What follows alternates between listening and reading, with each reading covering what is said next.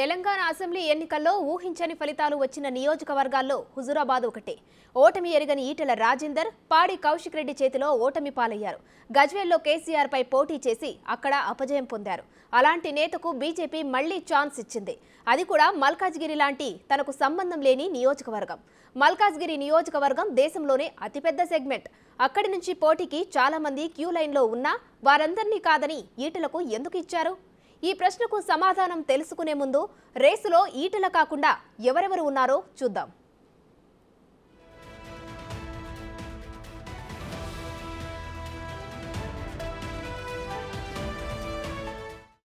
మల్కాజ్గిరి టికెట్కు బీజేపీలో తొలి నుంచి భారీ పోటీ ఉంది.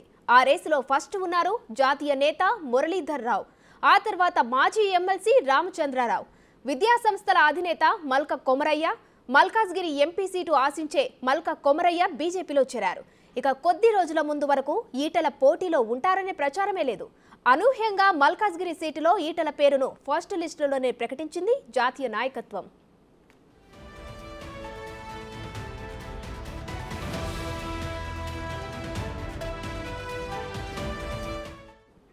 ఈటెల రాజేందర్ మొన్నటి అసెంబ్లీ ఎన్నికల్లో 2 చోట్ల ఓడిపోవడం అందరినీ ఆశ్చర్యపరిచింది. ముదిరా సామాజిక వర్గానికి చెందిన ఈటెల 2014, 2019లోనూ మంత్రిగా పనిచేశారు. అందరికీ తెలిసిన వ్యక్తి, పైగా వివాదరహితుడుగా పేరు ఉంది.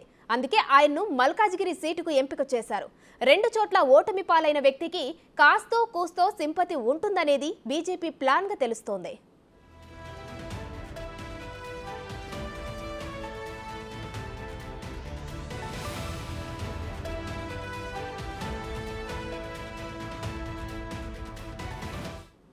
ఇక మల్కాజ్గిరి సీటు కాంగ్రెస్ కంచుకోట అని చెప్పుకోవచ్చు. 2009 డీలిమిటేషన్లో భాగంగా ఏర్పాటైన నియోజకవర్గంలో 7 అసెంబ్లీ నియోజకవర్గాలు ఉన్నాయి. 2009లో కాంగ్రెస్ అభ్యర్థి సర్వే సత్యనారాయణ, 2019 రేవంత్ రెడ్డి ఇక్కడి నుంచే విజయ డంకా మోగించారు. తెలంగాణ ఏర్పాటైన 2014లో మాత్రం టీడీపీ నుంచి మల్లారెడ్డి గెలిచారు. ఆ తర్వాత ఆయన బీఆర్ఎస్లోకి జంప్ అయ్యారు.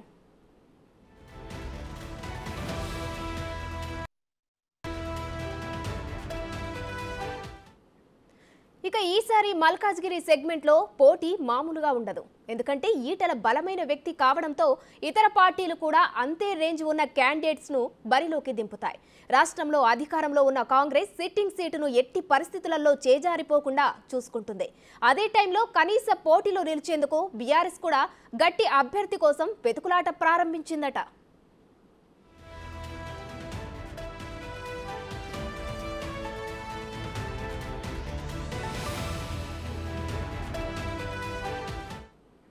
మరోవైపు మల్కాజ్గిరి సీటు తర్వాత ఎక్కువగా డిమాండ్లు వచ్చిన సెగ్మెంట్లు జహీరాబాద్, భువనగిరి.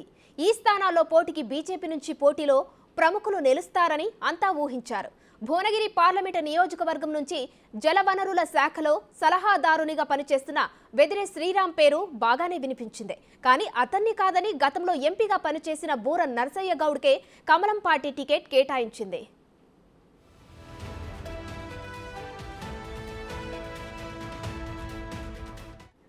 ఇక జహీరాబాద్ సెగ్మెంట్లో మాత్రం సిట్టింగ్ ఎంపీగా ఉన్న బీబీ పాటిల్ బీజేపీలో చేరడంతో టికెట్ అతన్ని వరించింది. 2014, 2019లో 2 సార్లు ఆయన జహీరాబాద్ నుంచి విజయం సాధించాడు. జహీరాబాద్ సీటు కోసం గోషామహల్ ఎమ్మెల్యే రాజాసింగ్తో పాటు ప్రముఖ నిర్మాత దిల్ రాజు ప్రయత్నించినట్టు తెలుస్తోంది. సర్వే రిపోర్టు ఆధారంగానే వారిద్దరిని కాదని బీబీ పాటిల్కు సీటు ఇచ్చినట్టు అర్థమవుతుంది.